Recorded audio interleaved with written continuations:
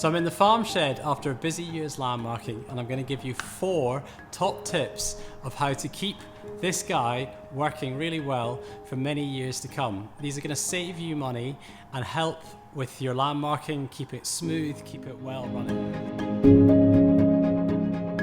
So number 1, if after your device has been used hard and this guy's had a good 10 or 15,000 lambs put through him, is to take off your old fluid junction.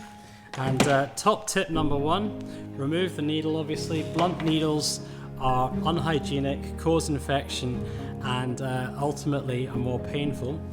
If you drill a hole in the top of your elastrator tubs, they make a great sharp spin. So there you go, nice, free, cheap sharp spin. These fluid junction parts are seen to be an annual replacement. You really don't want a drug to be injected into an animal through something that's as dirty and unhygienic as that. When you connect your NumOcaine, and you may have some NumOcaine left over at the end of the season, simple thing, but just please make sure you close the lid on the bin. As you can see there, this has just been left in a shed. You'll end up with dirt and dust.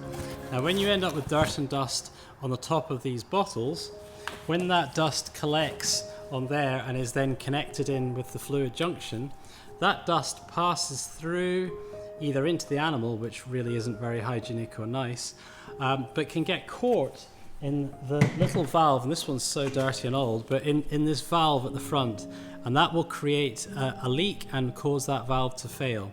So simply just keeping the lid closed on your NumOcaine, and that when it's stored, it doesn't need to be refrigerated, just stored, will help improve the reliability of these parts. Got a bucket of nice hot soapy water here, brush. Go in to your better half's bathroom and get a toothbrush. It's awesome for getting into the little nooks and crannies, but just getting all that grime, the lamb grease and everything off this makes a massive difference. If you open the jaws up and make sure that they're cleaned on the inside there, you'll get nice smooth working jaws at the end of each season. So having a basic scrub just makes a world of difference in terms of getting this guy to move nice and freely.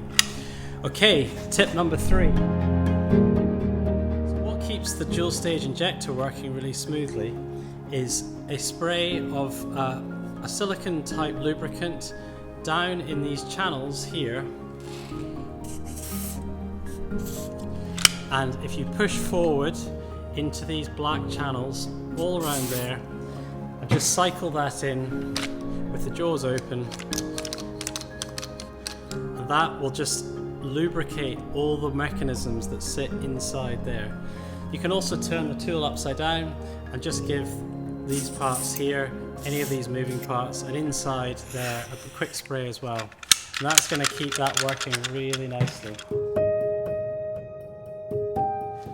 Tip number 4 is to grab some olive oil, cooking oil. Make sure that you keep your O-ring on the front of the tool nicely lubricated. That's this black O-ring part here, and any form of kitchen organic based oil. Do not use synthetic oil or silicone spray lubricant on the O-ring. This is obviously a part that's contacting the drug, which is ending up in the animal, so we want to only use organic oils. A nice sort of thick, viscous organic oil. Obviously this makes a massive difference to your vaccinator guns and your injectors too, and many of these things apply there. So if you're having frustrations with sticky injector guns, this can make a real difference with that too. So those are my 4 top tips for keeping Numnuts working really well. If you do borrow your better half's toothbrush, remember to put it back.